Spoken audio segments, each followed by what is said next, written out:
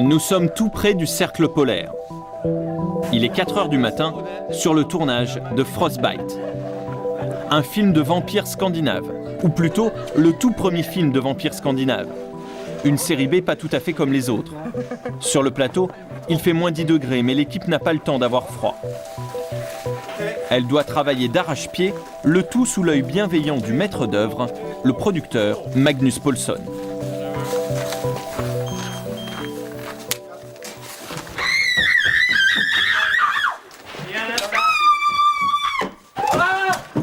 L'aventure de Frostbite commence en Suède, mais bien plus au sud, dans la grisaille de Malmö. La ville natale de 3 copains qui ont créé envers et contre tout une minuscule société de production à l'ombre des grands.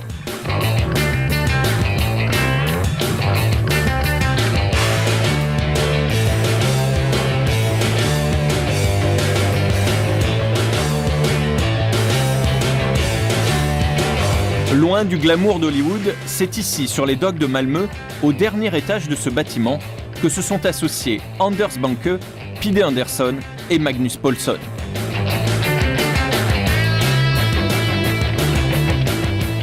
Salut, bienvenue dans les luxueux bureaux de Solid Entertainment.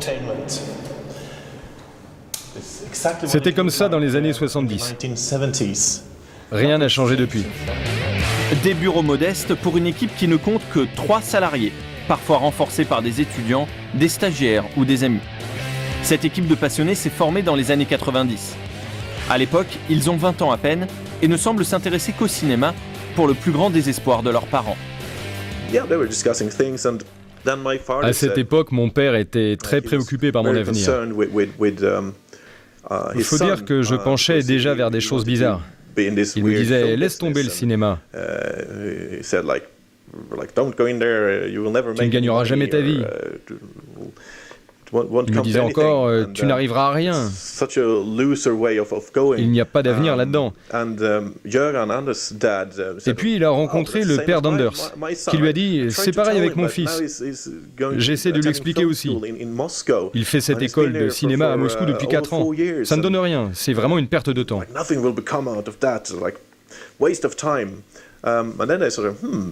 Et mon père s'est dit « tiens, on devrait peut-être les faire se rencontrer. » Pour voir ce que ça donne. Entre Magnus et Anders, le courant passe immédiatement. Aussi mordus de cinéma fantastique l'un que l'autre, les deux Suédois partagent la même passion et la même ambition. Il était le rédacteur en chef de Defect, le magazine de cinéma le plus cool en Suède. Et on s'est rendu compte qu'on avait beaucoup d'affinités sur le type de film qu'on voulait faire.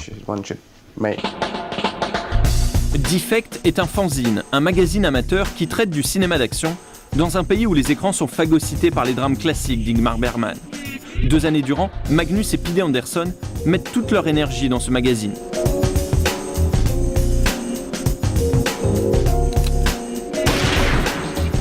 Mais ils ne s'arrêtent pas là et innovent encore en créant le premier festival scandinave entièrement dédié au cinéma fantastique. Ce qu'on avait envie de voir, c'était bien sûr des films de genre, science-fiction, horreur et autres. Et le seul moyen d'y avoir accès a été de créer un festival de films fantastiques. À force de projeter les films des autres et de croiser des cinéastes du monde entier, leurs propres projets mûrissent et le trio ne tarde pas à concrétiser son rêve. En 1996, il s'associe au sein d'une société de production, Solid Entertainment.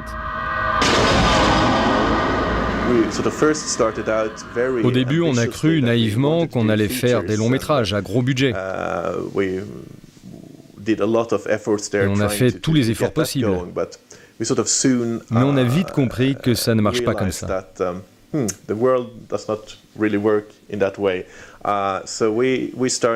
Alors on a commencé comme tout le monde, par faire des publicités et des clips.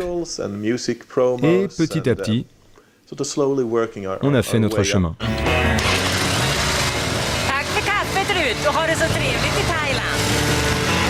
Car le rêve se heurte à la dure réalité de l'entreprise. Pour faire tourner leur société, ils doivent produire des publicités pour les téléphones portables, pour la loterie nationale, ou tourner des vidéoclips pour des artistes de musique dance. Le monde du long métrage est encore loin, mais ils découvrent la face cachée de l'industrie, un apprentissage économique, en même temps qu'ils construisent leur propre identité visuelle.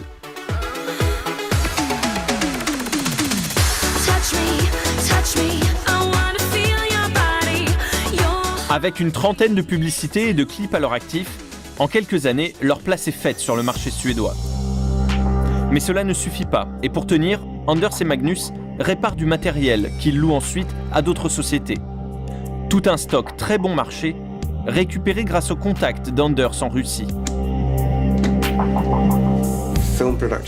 La production cinéma en ex-URSS à ce moment-là est passée de 300 films par an à seulement 10 ou 15. Dans les studios, beaucoup de monde était au chômage technique. Et seulement 10% des caméras étaient utilisées. Au même moment, la valeur du rouble et du dollar a changé. Et ça m'a permis de racheter beaucoup de matériel. Un très bon prix.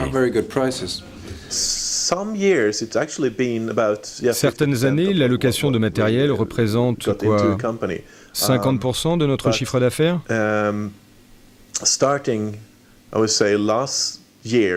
Mais l'année dernière, on a beaucoup travaillé avec les Russes, justement.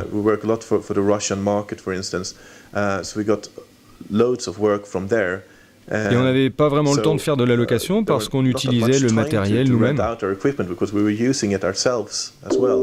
L'utiliser eux-mêmes jusqu'à mettre tout leur matériel au service de leur premier long métrage.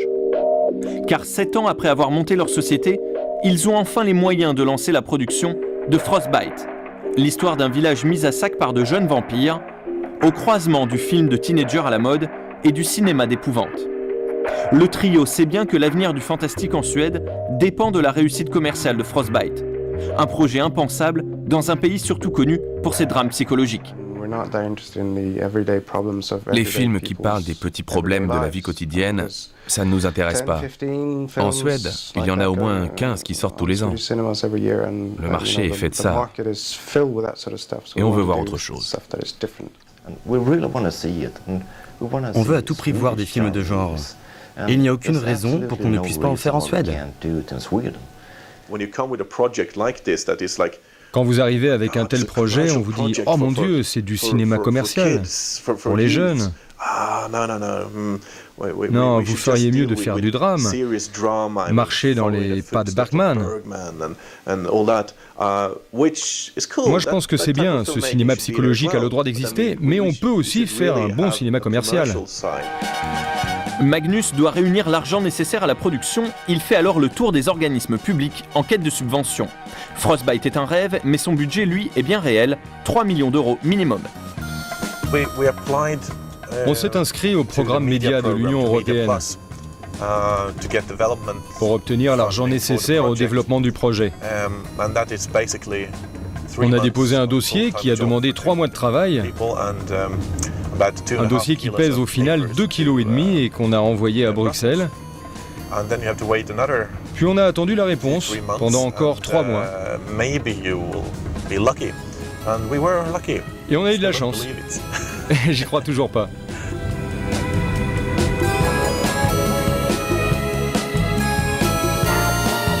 Incroyable, et pourtant, bien des mois plus tard, le tournage commence enfin, en plein hiver, près du cercle polaire, à Kalix. Magnus a réuni une équipe d'une 40aine de personnes environ. Des Suédois, des Anglais, qui vont devoir passer en mode nocturne pendant 2 mois. Une contrainte classique pour un film d'épouvante, car l'action s'y déroule souvent la nuit. Mais Suède oblige, les vampires vivent dans le froid polaire, et l'équipe de tournage doit s'adapter.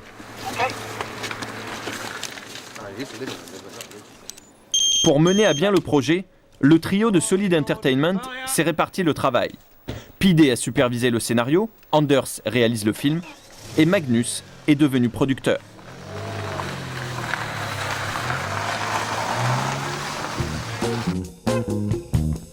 Un rôle épuisant qui l'oblige à travailler 17 ou 18 heures par jour. Il doit même apprendre à se préparer comme un athlète, enfin presque. La bouffe et la technique. C'est les deux choses les plus importantes sur un tournage. Qu'est-ce qu'on en a à faire des costumes, du maquillage et tout ça? Non, c'est la bouffe et la technique. C'est dans l'école de cinéma locale que Magnus a installé son équipe. Un lieu de travail qui présente bien des avantages. La cantine, les bureaux et les logements existent déjà. Et l'amphithéâtre devient une salle de projection idéale pour vérifier le travail accompli.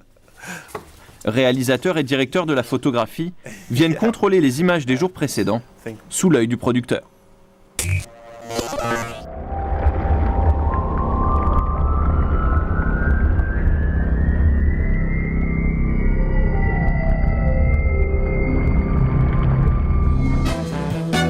Mais les journées du producteur Magnus commencent ici, dans les bureaux administratifs de Frostbite. On est très loin du cliché des tournages hollywoodiens. Magnus a beau être le patron de l'équipe, c'est un tournage de série B. Et ici, pour ne pas déranger, on va téléphoner dans le couloir. Il y a trop de bruit ici.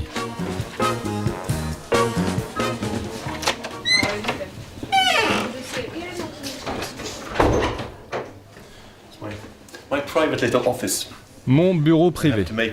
C'est là que je donne mes coups de fil importants. Au milieu des cartons.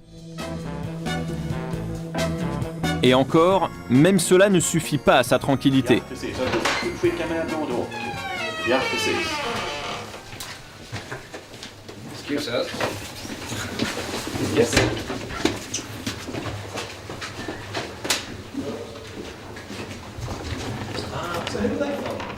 Magnus producteur applique les principes de la série B. Simplicité, humilité. Tout comme Anders, le réalisateur du film, qui répare lui-même les caméras. Oui, je fais ça ici aussi.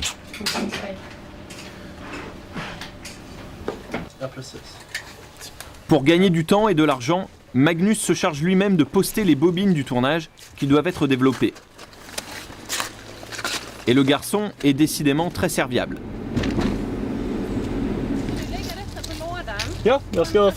Ok, pas de problème. Je ne suis pas seulement producteur, je suis aussi facteur.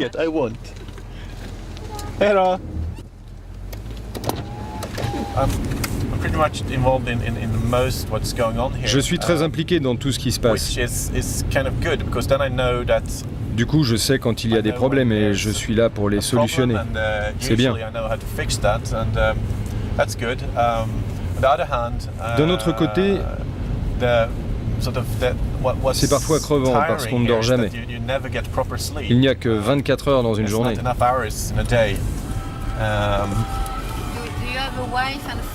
Et tu as une femme et une vie de famille? Une vie de famille? Non, je suis censé en avoir une? Est-ce possible?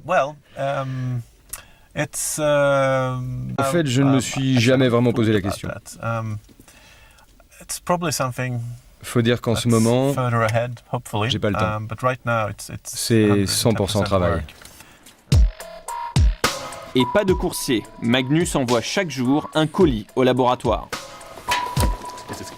Ça, c'est de l'or. De l'or en boîte, un envoi délicat direction Stockholm, à des milliers de kilomètres de là, pour développer des images qui deviendront bientôt un long métrage d'1 heure et demie.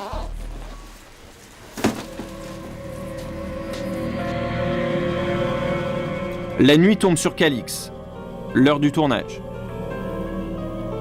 Une scène importante d'effets spéciaux se prépare. Elle nécessite un long maquillage et Magnus vient vérifier que tout avance normalement. Frostbite est une série B fantastique et les effets spéciaux représentent un quart du budget. Anders et Magnus ont opté pour un mélange d'effets traditionnels et numériques. Et par souci d'économie, ils ont choisi une société capable d'effectuer les deux. En Scandinavie, il y a 4 ou 5 sociétés d'effets. On les a toutes rencontrées et on a choisi Fido parce que ce sont les meilleurs et les seuls à faire à la fois des effets traditionnels et des effets numériques. Et cette nuit d'horreur qui se prépare, même la télévision nationale suédoise en a eu vent. Les récentes tentatives pour faire du cinéma fantastique en Suède n'ont pas été couronnées de succès. Sur le plateau, c'est l'heure de la pause. Tous les membres de l'équipe, y compris les vampires, prennent le temps de dîner avant de repartir dans le froid. Tous, sauf Magnus, qui est appelé pour régler un problème urgent. On est au milieu de la nuit et le tournage est en retard.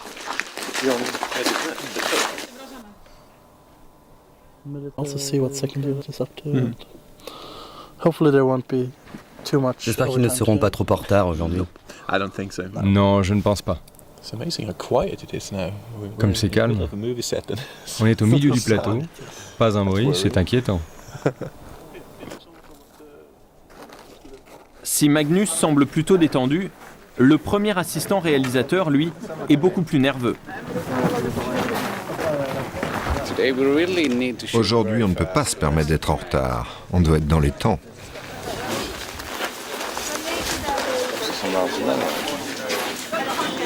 Le froid, la fatigue et la longue préparation nécessaire aux effets spéciaux. Autant d'éléments qui ralentissent le travail. Pour la prothèse, si jamais tu l'éclaires par en haut, on verra les bords. J'aurais bien aimé qu'on me dise ça avant qu'on installe ce foutu projecteur. Une scène d'action se prépare. 2 policiers interviennent dans une soirée où les ados viennent de manger des pilules qui les transforment en vampires. La chose à ne pas oublier, les dents. Les dents de vampire. Silence, take and sound, please.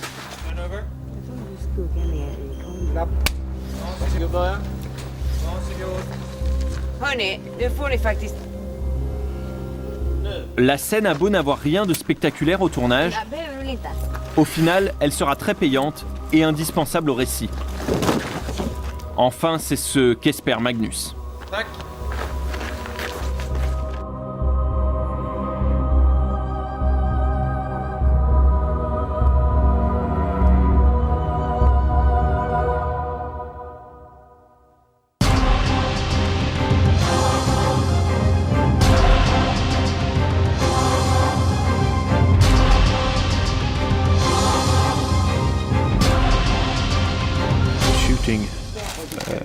Tourner en Suède, c'est bon marché.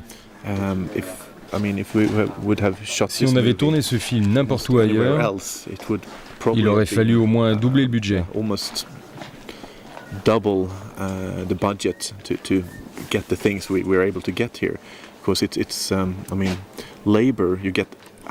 Ici, les techniciens sont excellents, à un tarif vraiment intéressant. Donc, venez faire des films en Suède. Ok, thank you very much everyone. Ok. Merci à tous pour aujourd'hui. C'est la fin de la journée. On continue demain, 15h30. So at 3:30. 3 semaines plus tard, l'aventure touche à sa fin dans la petite ville balnéaire d'Ystad. En studio, l'équipe du film retrouve un peu de confort, la chaleur et les horaires de jour. Ok, silence, take and sound, please. À moins d'1 semaine de la fin du tournage, Magnus se préoccupe de plus en plus de sa stratégie commerciale pour la sortie de Frostbite.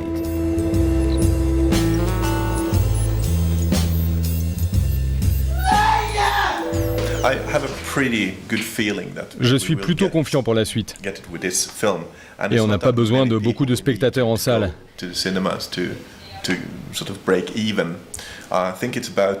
Environ 130 000 spectateurs devraient suffire. Mais de toute façon, les revenus les plus conséquents viendront du marché vidéo et DVD. C'est vraiment là qu'est l'argent. Et il ne tarde pas à récolter les fruits de son travail promotionnel. Hey, on fait la une. C'est vraiment cool. Des vampires venus du froid s'installent dans la petite ville d'Ystad. Mais si l'objectif principal de Solid est de transformer la sortie de leur film en événement national, Magnus doit aussi penser au chiffre d'affaires de sa société. À peine une semaine après la fin du tournage, c'est le festival de Cannes. Les Vikings débarquent en force pour vendre Frostbite. Car derrière les paillettes de la sélection officielle, c'est ici en coulisses que se négocient les films du monde entier. Et si Magnus veut dégager du bénéfice, il faut vendre le film à l'étranger. C'est un film de genre, d'horreur. L'avantage, c'est qu'avec notre festival de fantastique, depuis 10 ans, on connaît tous les distributeurs pour ce type de produit. Non seulement en Europe, mais partout ailleurs. Ça aide pour aller les voir et dire « On a ça, êtes-vous intéressé, oui ou non ?» Première étape, le prestigieux hôtel Carlton. Magnus a rendez-vous avec la société espagnole Filmax, le distributeur numéro 1 des films fantastiques en Espagne. Le cinéaste Brian Yuzna est un de ses dirigeants. Je suis impatient de voir ça. Oui, je voudrais vraiment que tu y jettes un coup d'œil. Car pour convaincre ses interlocuteurs, Magnus a dans ses bagages un DVD avec la toute première bande-annonce de Frostbite. Un film qu'il tente de promouvoir comme un événement. Le premier film de vampires nordiques.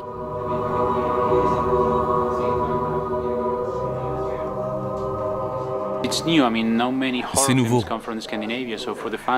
Il y a peu de films d'horreur scandinaves. Alors pour les fans, c'est intéressant de découvrir les films qu'on fait là-bas.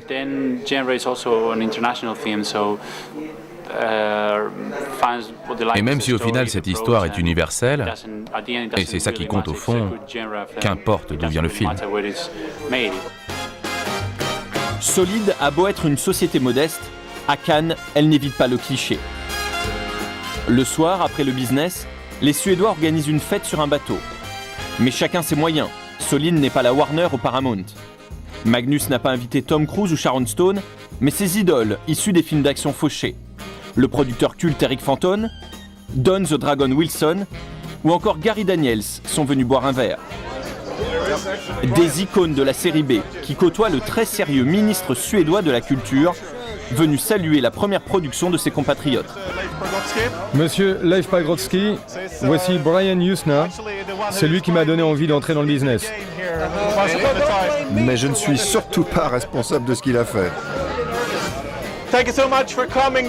Merci à toutes et à tous d'être venus ce soir. Je suis le producteur du film Frostbite. On a fini le tournage depuis à peine une semaine. Et nous avons amené à Cannes une bande-annonce.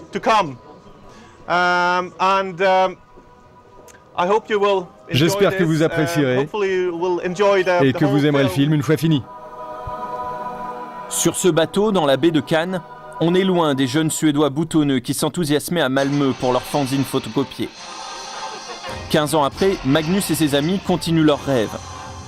Avec des moyens limités mais une passion débordante, ils sont devenus producteurs de cinéma, de leur cinéma, la série B. Le film n'est pas encore sorti, mais le pari, lui, est sans doute déjà gagné.